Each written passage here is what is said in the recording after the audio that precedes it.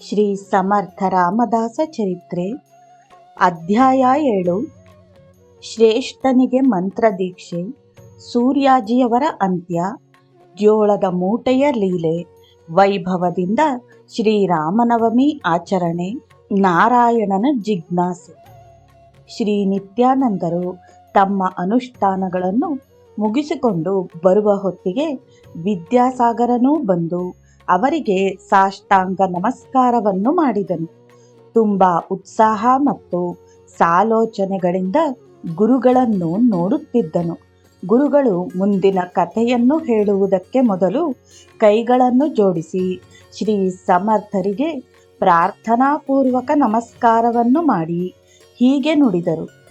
ವಿದ್ಯಾಸಾಗರನೇ, ಅಂದಿನ ಸಭೆಯನ್ನು ಮುಕ್ತಾಯಗೊಳಿಸಿ ಗ್ರಾಮಸ್ಥರೆಲ್ಲರೂ ಹೋದ ಮೇಲೆ ತನ್ನ ಮಕ್ಕಳೊಂದಿಗೆ ಊಟ ಮಾಡಿ ವಿಶ್ರಮಿಸಿದರು.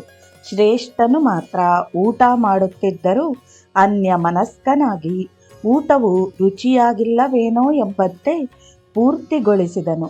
ಆತನ ಮನಸ್ಸು ತನ್ನ ತಂದೆಯು ಹೇಳಿದ ವಿಷಯಗಳನ್ನು ಮನನ ಮಾಡುತ್ತಾ ಸದ್ಗುರುವು ಎಲ್ಲಿ ಮತ್ತು ಹೇಗೆ ಲಭಿಸುವರು ಎಂದು ಚಿಂತಿಸುತ್ತಿತ್ತು. ಎಷ್ಟು ಪ್ರಯತ್ನಿಸಿದರೂ ನಿದ್ದೆ ಬರಲಿಲ್ಲ. ಮನಸ್ಸಿನಲ್ಲಿಯೇ ತಮ್ಮ ಕುಲದೇವರಾದ ಶ್ರೀರಾಮನನ್ನು ಪ್ರಾರ್ಥಿಸುತ್ತಾ, ತಂದೆಯೇ, ನನಗೆ ಸದ್ಗುರುಗಳು ಎಲ್ಲಿ ಲಭಿಸುವರು? ನಾನು ಯಾರನ್ನು ಆಶ್ರಯಿಸಬೇಕು? ನನಗೆ ಯಾರು ದಾರಿಯನ್ನು ತೋರಿಸುವರು?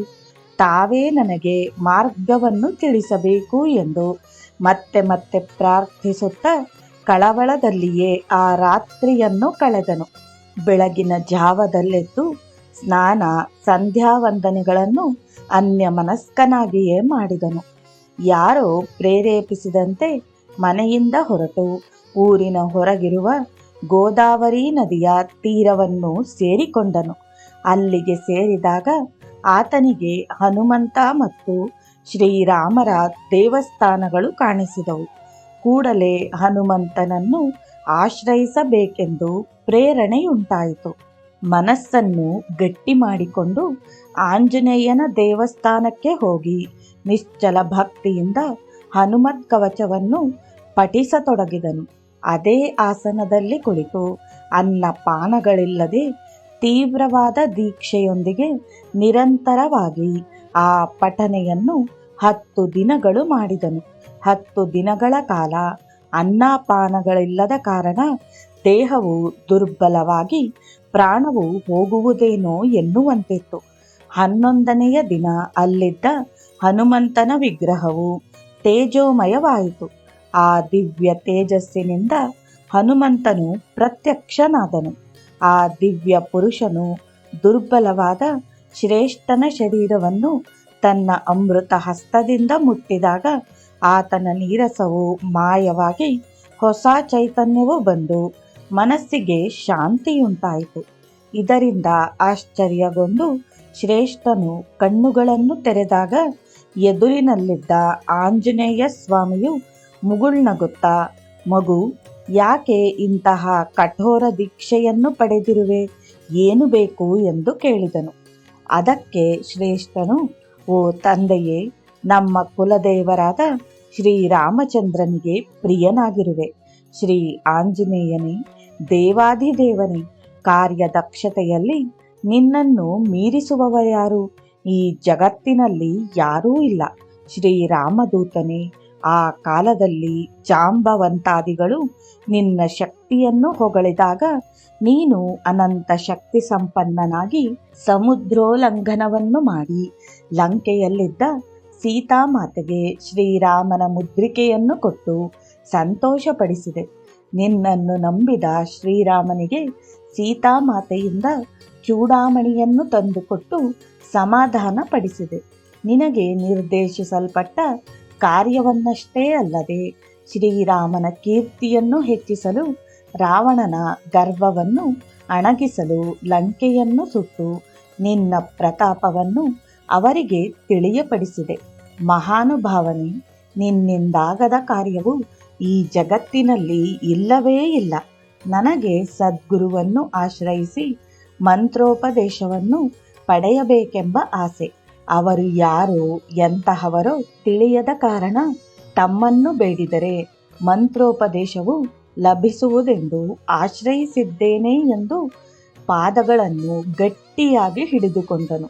ಶ್ರೇಷ್ಠನ ಶ್ರದ್ಧಾ ಭಕ್ತಿಗೆ ಮೆಚ್ಚಿ ಹನುಮಂತನು ಶ್ರೀರಾಮನನ್ನು ಸ್ಮರಿಸಿದನು.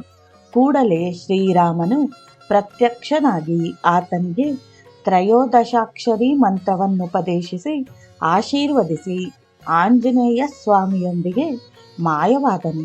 ಶ್ರೇಷ್ಠನ ಆ ದೀಕ್ಷೆಯನ್ನು ತಂದೆಯವರಾದ ಸೂರ್ಯಾಜಿಯವರು ಪ್ರತಿದಿನವೂ ಗಮನಿಸುತ್ತಲೇ ಇದ್ದರು.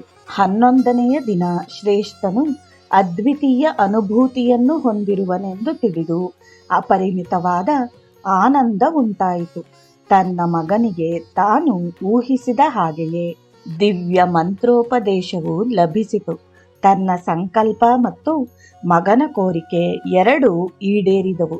ತನ್ನ ಕುಮಾರನಿಗೆ ಶ್ರೀರಾಮಾನುಗ್ರಹವು ಲಭಿಸುವುದರೊಂದಿಗೆ ತನ್ನಲ್ಲೂ ತಿಳಿಯದ ಸುಖ, ಶಾಂತಿ, ಸಂತೋಷಗಳು ಮನೆ ಮಾಡಿದವು. ಶ್ರೇಷ್ಠನು ಅತ್ಯಂತ ಆನಂದವನ್ನು ಹೊಂದಿದನು. ತಂದೆಯವರು ಮಗನನ್ನು ತಬ್ಬಿಕೊಂಡರು. ನಂತರ ತಮ್ಮ ಮನೆಗೆ ಕರೆದುಕೊಂಡು ಹೋದರು. ಶ್ರೇಷ್ಠನು ಶ್ರೀರಾಮನು ಉಪದೇಶಿಸಿದ ಆ ದಿವ್ಯ ಮಂತ್ರವನ್ನು ನಿತ್ಯವೂ ನಿಷ್ಠೆಯಿಂದ ಜಪಿಸತೊಡಗಿದನು. ಕ್ರಿಸ್ತಶಕ 1615ನೆಯ ರಾಕ್ಷಸನಾಮ ಸಂವತ್ಸರ ಮಾರ್ಗಶಿರ ಶುದ್ಧ ನವಮಿಯಂದು ಸೂರ್ಯಾಜಿ ಪಂತರು ಅಕಸ್ಮಾತಾಗಿ ಸ್ವರ್ಗಸ್ಥರಾದರು. ಅಷ್ಟು ಚಿಕ್ಕ ವಯಸ್ಸಿನಲ್ಲಿಯೇ ಆ ಮಕ್ಕಳಿಬ್ಬರು ತಂದೆಗೆ ಉತ್ತರ ಕ್ರಿಯೆಗಳನ್ನು ಮಾಡಬೇಕಾಯಿತು. ಧೈರ್ಯದಿಂದ ತಾಯಿಯನ್ನು ಸಮಾಧಾನಪಡಿಸುತ್ತಾ ವ್ಯವಸಾಯ ಮತ್ತು ಎಲ್ಲ ವ್ಯವಹಾರಗಳನ್ನು ಮಾಡತೊಡಗಿದನು.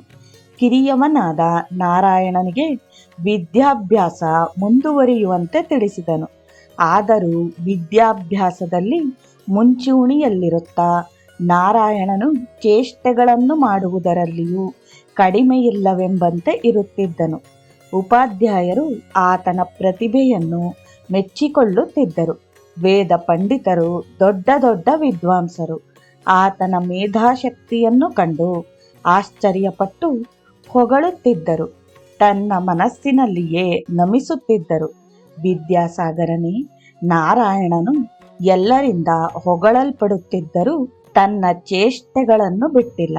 ಒಂದು ಸಲ ಹೊಲದ ಕಡೆಗೆ ಹೋಗುತ್ತಾ ಒಬ್ಬರ ಹೊಲದಲ್ಲಿ ಧಾನ್ಯವನ್ನು ಸ್ವಚ್ಛಗೊಳಿಸುತ್ತಿದ್ದ ಒಬ್ಬ ರೈತನನ್ನು ಕುರಿತು, ತಾತ, ಈ ಜೋಳದ ಮೂಟೆಯನ್ನು ನಾನು ತೆಗೆದುಕೊಂಡು ಹೋಗಲಾ ಎಂದು ಕೇಳಿದನು.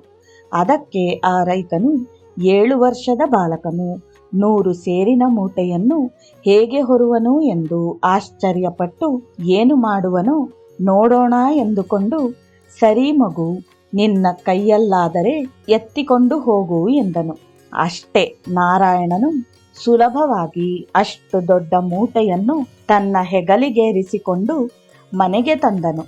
ಇದನ್ನು ನೋಡಿದ ಆ ರೈತನಿಗೆ 1 ನಿಮಿಷ ಮಾತು ಹೊರಡಲಿಲ್ಲ. ಬಾಲಕನು ಏನೋ ತಮಾಷೆ ಮಾಡುತ್ತಿದ್ದಾನೆಂದುಕೊಂಡು ಮೂಟೆಯನ್ನು ಎತ್ತಿಕೊಂಡು ಹೋಗು ಅಂತ ಹೇಳಿದ್ದ. ನಿಜವಾಗಿಯೂ ಆ ಹುಡುಗನು ಎತ್ತಿಕೊಂಡು ಹೋದ ಮೇಲೆ, ಅಯ್ಯೋ ಹೋಯಿತಲ್ಲ 100 ಸೇರು ಜೋಳ ಎಂದು ಗಾಬರಿಗೊಂಡು ಆ ರೈತನು ಓಡುತ್ತಾ ಆ ಬಾಲಕನನ್ನು ಹಿಂಬಾಲಿಸಿದನು. ಆ ಸಣ್ಣ ಬಾಲಕನು ಅಷ್ಟು ಭಾರವನ್ನೆತ್ತಿಕೊಂಡು ಬರುವುದನ್ನು ನೋಡಿದ ಎಲ್ಲರಿಗೂ ಆಶ್ಚರ್ಯ ಉಂಟಾಯಿತು. ಆ ರೈತನು ರೇಣುಬಾಯಿಯ ಬಳಿಗೆ ಬಂದು ನಡೆದಿರುವುದನ್ನು ಹೇಳಿ, ಅಮ್ಮ, ದಯವಿಟ್ಟು ನನ್ನ ಮೂಟೆಯನ್ನು ನನಗೆ ಕೊಡಿಸಿ ಎಂದು ಬೇಡಿದನು. ಈ ವಿಚಿತ್ರವನ್ನು ನೋಡಿದವರೆಲ್ಲರೂ ಅವರ ಮನೆಯ ಮುಂದೆ ಗುಂಪುಗೂಡಿದರು. ಈ ದೃಶ್ಯವನ್ನು ನೋಡಿದ ರೇಣುಬಾಯಿ ಆಶ್ಚರ್ಯಪಟ್ಟಳು. ನಂತರ ವಿಷಯಕ್ಕೆ ಬಂದು ಕೋಪದಿಂದ, ನಾರಾಯಣ, ಏನು ಬೇರೆಯವರ ಸ್ವತ್ತನ್ನು ಮನೆಗೆ ತರಬಹುದಾ? ತಪ್ಪಲ್ಲವಾ? ನಿನ್ನನ್ನು ಒಳ್ಳೆಯವನೆಂದುಕೊಂಡಿದ್ದೆ, ಆದರೆ ಹೀಗೆ ಜಗಳಗಳನ್ನು ತರುತ್ತಿರುವೆಯಾ ಎಂದಳು. ಅದಕ್ಕೆ ನಾರಾಯಣನು ನಗುತ್ತಾ, ತಾತ, ಆ ಜೋಳದ ಮೂಟೆಯು ನಮಗೆ ಲಭಿಸಬೇಕೆಂದು ದೇವರನ್ನು ಬೇಡಿಕೊಂಡೆನು. ನಾನೇನೂ ನಿನಗೆ ಮೋಸ ಮಾಡಲಿಲ್ಲ. ನಿನ್ನ ಒಪ್ಪಿಗೆಯೊಂದಿಗೆ ತಂದಿದ್ದೇನೆ. ನೀನೇ ಒಪ್ಪಿಕೊಂಡು ಈಗೇಕೆ ಬಾಧೆ ಪಡುತ್ತಿರುವೆ ಎಂದು ಕೇಳಿದನು. ಅಷ್ಟರಲ್ಲಿ ಹೊರಗೆ ಹೋಗಿದ್ದ ಶ್ರೇಷ್ಠನು ಮನೆಗೆ ಬಂದು ಮನೆಯ ಮುಂದೆ ನೆರೆದಿದ್ದ ಜನರ ಗುಂಪನ್ನು ನೋಡಿ ಗಾಬರಿಗೊಂಡನು. ಆತನನ್ನು ನೋಡಿ ಎಲ್ಲರೂ ಪಕ್ಕಕ್ಕೆ ಸರಿದು ಸೂರ್ಯಾಜಿಯವರಿಗೆ ಕೊಡುತ್ತಿದ್ದ ಗೌರವವನ್ನು ತೋರಿದರು. ಶ್ರೇಷ್ಠನು ತಾಯಿಯನ್ನು ನೋಡುತ್ತಾ, ಅಮ್ಮ, ಏನು ವಿಷಯ? ಇವರೆಲ್ಲ ಯಾಕೆ ಬಂದಿದ್ದಾರೆ ಎಂದನು. ವಿಷಯವು ಸರಿಯಾಗಿ ತಿಳಿದ ನಂತರ ನಾರಾಯಣನ ಈ ವಿಚಿತ್ರ ಕಾರ್ಯದ ಆಂತರ್ಯದ ಬಗ್ಗೆ ಯೋಚಿಸತೊಡಗಿದನು. ಆತನು ಮಾಡಿದ ಕೆಲಸದಲ್ಲಿ ಏನೋ ಮರ್ಮವಿದೆ ಎಂದು ಅನಿಸಿತು. ಆಗ ನಾರಾಯಣನು ತಾನೇ ಶ್ರೇಷ್ಠನ ಮುಂದೆ ಬಂದು, ಅಣ್ಣ, ಇದನ್ನೆತ್ತು, ಆತನ ಧಾನ್ಯವನ್ನು ಆತನಿಗೆ ಕೊಟ್ಟು ಬಿಡೋಣ ಎಂದನು. ಇಬ್ಬರೂ ಸೇರಿ ಆ ಮೂಟೆಯನ್ನು ಆ ರೈತನಿಗೆ ಎತ್ತಿಕೊಟ್ಟರು. ಆಶ್ಚರ್ಯ! ಎಲ್ಲರೂ ನೋಡುತ್ತಿರುವಾಗಲೇ ಮೊದಲು ಆ ಮೂಟೆಯಿದ್ದ ಸ್ಥಳದಲ್ಲಿ ಬೇರೆ ಮೂಟೆಯಿತ್ತು. ಎಲ್ಲರೂ ಆ ವಿಸ್ಮಯವನ್ನು ನೋಡಿ ಮೂಗಿನ ಮೇಲೆ ಬೆರಳಿಟ್ಟುಕೊಂಡರು. ಅರೆ, ಈ ನಾರಾಯಣನು ಸಾಮಾನ್ಯ ಬಾಲಕನಲ್ಲ ಎಂದು ಆ ಮೂಟೆಯನ್ನು ಪಕ್ಕಕ್ಕೆ ಸರಿಸಿದಾಗ ಇನ್ನೊಂದು ಮೂಟೆಯು ಪ್ರತ್ಯಕ್ಷವಾಯಿತು. ಮೂಟೆಯನ್ನು ಅಲ್ಲಿಂದ ತೆಗೆಯುವುದು, ಬೇರೊಂದು ಮೂಟೆಯು ಬರುವುದು, ಹೀಗೆ ಅನೇಕ ಮೂಟೆಗಳಾದವು. ಈ ವಿಚಿತ್ರವನ್ನು ನೋಡಿದ ಗ್ರಾಮಸ್ಥರು ಮತ್ತು ತಾಯಿ ರೇಣುಬಾಯಿಯೂ ಸಹ ತಬ್ಬಿಬ್ಬಾದರು. ಅವರೆಲ್ಲರೂ, ತಾಯಿ, ನಿನ್ನ ಮಗ ಸಾಮಾನ್ಯನಲ್ಲ ಎಂದು ನಮಸ್ಕರಿಸಿ ತಮ್ಮ ತಮ್ಮ ಮನೆಗಳಿಗೆ ಹೋದರು. ನಾರಾಯಣನು ಇಲ್ಲದಿರುವ ಸಮಯದಲ್ಲಿ ಶ್ರೇಷ್ಠನು ಹೀಗೆಂದನು, ಅಮ್ಮ, ನಾರಾಯಣನ ಪ್ರತಿಭೆಯನ್ನು ನೋಡಿದೆಯಲ್ಲವೇ? ಅವನು ನಿಜವಾಗಿಯೂ ಹನುಮದಂಶವೇ. ಅವನನ್ನು ಬೈಯಬೇಡ ಮತ್ತು ಹೊಡೆಯಬೇಡ. ಹಾಗೆ ಮಾಡಿದರೆ ಹನುಮಂತನಿಗೆ ಮಾಡಿದಷ್ಟು ಅಪಚಾರವಾಗುತ್ತದೆ. ಅವನ ಚೇಷ್ಟೆಗಳು ಹೆಚ್ಚಾದಾಗ ಶ್ರೀರಾಮ ಜಯ ರಾಮ ಜಯ ಜಯ ರಾಮ ಎಂದು ಶ್ರೀರಾಮನಾಮ ಸ್ಮರಣೆಯನ್ನು, ಹನುಮಂತನ ಸ್ಮರಣೆಯನ್ನು ಮಾಡು, ಅವನೇ ದಾರಿಗೆ ಬರುತ್ತಾನೆ ಎಂದು ಬೋಧಿಸಿದನು. ಆಕೆಗೂ ಅದು ಸತ್ಯವೇ ಅನಿಸಿತು. ಆ ನಂತರ ಆಕೆಯು ಹಾಗೆಯೇ ಮಾಡುತ್ತಿದ್ದಳು. ಆ ದಿವ್ಯ ಮಂತ್ರವು ಚೆನ್ನಾಗಿ ಫಲಿಸಿತು. ಕ್ರಮೇಣ ನಾರಾಯಣನು ಚೇಷ್ಟೆಗಳನ್ನೆಲ್ಲ ಬಿಟ್ಟು ಬಿಟ್ಟನು. ವಿದ್ಯಾಸಾಗರನೇ, ಮಗು, ಮಹಾತ್ಮರ ಸರ್ವಜ್ಞತ್ವವು ಮತ್ತು ಸಮರ್ಥತ್ವವು ಮುಚ್ಚಿಟ್ಟರೂ ಹೊರಬರುವುವು. ಒಂದು ಸಲ ಆ ಗ್ರಾಮದಲ್ಲಿ ಮಳೆಯಿಲ್ಲದೆ ಬೆಳೆಯಿಲ್ಲದೆ ಎಲ್ಲರಿಗೂ ಕ್ಷಾಮವೆದುರಾಯಿತು. ಶ್ರೇಷ್ಠನ ಮನೆಯಲ್ಲಿಯೂ ಧಾನ್ಯ ಮೊದಲಾದವುಗಳು ಖಾಲಿಯಾಗಿದ್ದವು. ತಾಯಿ ರೇಣುಬಾಯಿಗೂ ಯೋಚನೆ ಶುರುವಾಯಿತು. ಶ್ರೀರಾಮನವಮಿಯು ಹತ್ತಿರವಾಗುತ್ತಿದೆ. ವಂಶಾಚಾರದಂತೆ ಪ್ರತಿ ವರ್ಷವೂ ಅವರು ಶ್ರೀರಾಮನವಮಿಯ ಮುಂಚೆ 9 ದಿನಗಳು ಹಬ್ಬವನ್ನು ಮಾಡಿ ನವಮಿಯ ದಿನ ಎಲ್ಲರಿಗೂ ಅನ್ನ ಸಂತರ್ಪಣೆಯನ್ನು ಮಾಡುತ್ತಿದ್ದರು. ಈ ಸಲ ಪರಿಸ್ಥಿತಿಯು ಹೀಗಿರುವುದರಿಂದ ಎಂದಿನಂತೆ ವೈಭವದಿಂದ ಹಬ್ಬವನ್ನು ಮಾಡದಿದ್ದರೆ ಹೇಗೆ ಎಂದು ಹಿರಿಮಗನೊಂದಿಗೆ ಚರ್ಚಿಸುತ್ತಿದ್ದಳು. ಶ್ರೇಷ್ಠನಿಗೂ ಇದು ಕಷ್ಟವೆನಿಸಿತು. ತಲೆಮಾರುಗಳಿಂದ ಅತಿ ವೈಭವದಿಂದ ಈ ಹಬ್ಬವನ್ನು ಮಾಡಿ ತಂದೆ ತಾತರಾದಿಯಾಗಿ ಶ್ರೀರಾಮಾನುಗ್ರಹಕ್ಕೆ ಪಾತ್ರರಾಗಿದ್ದಾರೆ. ಏನು ಮಾಡಬೇಕೆಂದು ತಾಯಿ ಮಗನಿಗೆ ತೋಚಲಿಲ್ಲ. ಶ್ರೀರಾಮನ ಜನ್ಮದಿನದಂದು ಎಲ್ಲರಿಗೂ ಸಂತರ್ಪಣೆಯನ್ನು ಹೇಗೆ ಮಾಡುವುದು ಎಂದು ಆಲೋಚಿಸುತ್ತಿದ್ದರು. ಇಷ್ಟರಲ್ಲಿ ನಾರಾಯಣನು ಬಂದು ಅವರ ಬಾಧೆಯನ್ನು ತಿಳಿದುಕೊಂಡನು. ಆತನು ಮುಗುಳ್ನಗುತ್ತಾ, ಅಮ್ಮ, ನಮ್ಮ ಕಣಜದಲ್ಲಿ ಧಾನ್ಯವು ಎಷ್ಟಿದೆಯೋ ನೋಡೋಣ ಬಾ ಎಂದನು. ಆಕೆಯು, ಮಗು, ನಿನ್ನೆ ಒಂದೇ ಒಂದು ಬುಟ್ಟಿಯಷ್ಟಿದ್ದ ಗೋಧಿಯನ್ನು ತೆಗೆದುಕೊಂಡು ಚೆನ್ನಾಗಿ ಗುಡಿಸಿರುವೆನು. ಇನ್ನೆಲ್ಲೂ ಒಂದು ಕಾಳಿಲ್ಲ ಎಂದು ಹೇಳುತ್ತಾ ಶ್ರೀರಾಮನವಮಿಯು ಹತ್ತಿರವಾಗುತ್ತಿದೆ. ಏನು ಮಾಡಬೇಕೆಂದು ನಾವು ಆಲೋಚಿಸುತ್ತಿದ್ದರೆ ನಿನಗೆ ತಮಾಷೆಯಾಗಿದೆಯಾ? ಹೋಗಾಚೆ ಎಂದು ಗದರಿದಳು. ಆದರೂ ನಾರಾಯಣನು ಅಮ್ಮನ ಕೈಯನ್ನು ಹಿಡಿದುಕೊಂಡು ಬಲವಂತವಾಗಿ, ಅಮ್ಮ, ಬಾ, ಮೊದಲು ಮನೆಯಲ್ಲಿ ಧಾನ್ಯವೆಷ್ಟಿದೆಯೋ ನೋಡೋಣವೆಂದರೆ ನೋಡದೆಯೇ ಬಾಧೆ ಪಡುತ್ತಿರುವೆಯಲ್ಲ, ಹೀಗಾದರೆ ಹೇಗೆ ಎನ್ನುತ್ತಾ ತಾಯಿಯನ್ನು ಕಣಜದ ಬಳಿಗೆ ಕರೆದುಕೊಂಡು ಹೋದನು. ಈ ಹನುಮಂತನು ಏನು ಮಾಡುವನೋ ಎಂದು ಶ್ರೇಷ್ಠನು ಅವರ ಜೊತೆಗೂಡಿದನು. ನಾರಾಯಣನು ಕಣಜದೊಳಗಿನಿಂದ ಒಂದು ಬುಟ್ಟಿಯಷ್ಟು ಗೋಧಿಯನ್ನು ತಾಯಿಯ ಕೈಗೆ ಕೊಟ್ಟು, ಇದನ್ನು ಬಿಸಿಲಿಗೆ ಹಾಕಿ ಬಾ, ಇನ್ನೂ ಇದೆ, ಬುಟ್ಟಿಗೆ ತುಂಬುತ್ತೇನೆ ಎಂದನು. ತಾಯಿ ಮಗ ಇಬ್ಬರು ಆಶ್ಚರ್ಯಪಟ್ಟರು. ಹಾಗೆ ಮತ್ತೆ ಮತ್ತೆ ಬುಟ್ಟಿಗೆ ಧಾನ್ಯವನ್ನು ತುಂಬಿ ತಾಯಿಗೂ ಅಣ್ಣನಿಗೂ ಕೊಡುತ್ತಲೇ ಇದ್ದನು. ಅವರು ಹೊರಗೆ ಹಾಕಿ ಹಾಕಿ ಸುಸ್ತಾದರು. ಸಾಯಂಕಾಲದವರೆಗೂ ಈ ಲೀಲೆಯು ಸಾಗುತ್ತಿತ್ತು. ಈ ಲೀಲೆಯಿಂದ ಅವರಿಗೆ ಭಾರವು ಕಡಿಮೆಯಾಯಿತು. ಅವರ ಮನೆಯಲ್ಲಿ ಧಾನ್ಯದ ಕೊರತೆಯು ದೂರವಾಯಿತು. ಈ ಲೀಲೆಯನ್ನು ಮುಗಿಸಿ ನಾರಾಯಣನು ಹೊರಗೆ ಬಂದು ನೋಡಿದಾಗ ಮನೆಯ ಆವರಣವೆಲ್ಲವೂ ಧಾನ್ಯದಿಂದ ತುಂಬಿ ಹೋಗಿತ್ತು. ಅದರಿಂದ ಎಂದಿನಂತೆ ಶ್ರೀರಾಮನವಮಿಯನ್ನು ಅತ್ಯಂತ ವೈಭವದಿಂದ ಮಾಡಿದರು. ಗ್ರಾಮಸ್ಥರೆಲ್ಲರೂ ತೃಪ್ತಿ ಪಡುವಂತೆ ಅನ್ನ ಸಂತರ್ಪಣೆಯನ್ನು ಮಾಡಿದರು. ಉಳಿದ ಧಾನ್ಯವನ್ನು ಎಲ್ಲರಿಗೂ ಹಂಚಿ ಬರಗಾಲದ ಬಾಧೆಗಳನ್ನು ದೂರಗೊಳಿಸಿದರು. ಗ್ರಾಮಸ್ಥರೆಲ್ಲರೂ ಸಂತೋಷಪಟ್ಟು ಈಕೆಯ ಮಕ್ಕಳು ಹಬ್ಬವನ್ನು ಬಹಳ ಚೆನ್ನಾಗಿ ಮಾಡಿದರು. ಚಿಕ್ಕ ಮಕ್ಕಳಾದರೂ ತಮ್ಮ ತಂದೆ ತಾತನವರ ಸಂಕಲ್ಪಗಳನ್ನು ನೆರವೇರಿಸಿದರು ಎಂದು ಹೊಗಳಿದರು. ತಾಯಿಗೆ ಮಾತ್ರ ಈ ವಿಚಿತ್ರಗಳ ಮರ್ಮವು ತಿಳಿಯಲಿಲ್ಲ. ಆಶ್ಚರ್ಯ ಆನಂದಗಳನ್ನು ಉಂಟು ಮಾಡಿದರೂ ಅವನ ಚಿಲ್ಲರೆ ಚೇಷ್ಟೆಗಳಿಗೆ ಕೋಪ ಬರುವುದು, ಗದರುವುದು ನಡೆಯುತ್ತಲೇ ಇತ್ತು. ಒಂದು ದಿನ ನಾರಾಯಣನು ಮಾಡಿದ ತುಂಟ ಚೇಷ್ಟೆಗಳಿಂದ ತಾಯಿಗೆ ಬಹಳ ಸಿಟ್ಟು ಬಂದು, ನೀನು ಹೀಗೆ ಮಾಡುತ್ತಿದ್ದರೆ ನನ್ನಿಂದಾಗುವುದಿಲ್ಲ, ಹೊರಟು ಹೋಗು ಎಂದಳು. ನಾರಾಯಣನು ಮನೆಯಿಂದ ಹೊರಟು ಹನುಮಂತನ ದೇವಸ್ಥಾನದ ಬಳಿ ಸುದೀರ್ಘ ಆಲೋಚನೆಯಲ್ಲಿದ್ದನು. ತುಂಬ ಹೊತ್ತಾಯಿತು. ಬೆಳಗ್ಗೆಯಿಂದ ಮಗನು ನಿರಾಹಾರನಾಗಿ ಎಲ್ಲಿಗೆ ಹೋದನೋ ಎಂದು ಭಯಪಡುತ್ತಾ ಆಕೆಯೇ ಹುಡುಕುತ್ತಾ ಹೊರಟಳು. ಹೋಗಿ ಹೋಗಿ ಊರಿನ ಹೊರಗಿರುವ ಹನುಮಂತನ ಮಂದಿರದ ಬಳಿಗೆ ಹೋದಾಗ ಕೆರೆಕಟ್ಟೆಯ ಮೇಲೆ ಕುಳಿತಿದ್ದ ನಾರಾಯಣನನ್ನು ಕಂಡಳು. ಈಕೆಗೆ ದುಃಖವು ಇಮ್ಮಡಿಸಿ, ಏನಪ್ಪಾ ನಾರಾಯಣ, ಒಂದು ಮಾತನ್ನು ಅಂದ ಮಾತ್ರಕ್ಕೆ ನನ್ನನ್ನು ಬಿಟ್ಟು ಬಂದು ಬಿಡುವೆಯಾ? ನೀನು ನನ್ನನ್ನು ಬಿಟ್ಟು ಹೋದರೆ ನಾನೇನಾಗಬೇಕು ಎಂದು ಬಾಚಿ ತಬ್ಬಿಕೊಂಡು ಅತ್ತಳು.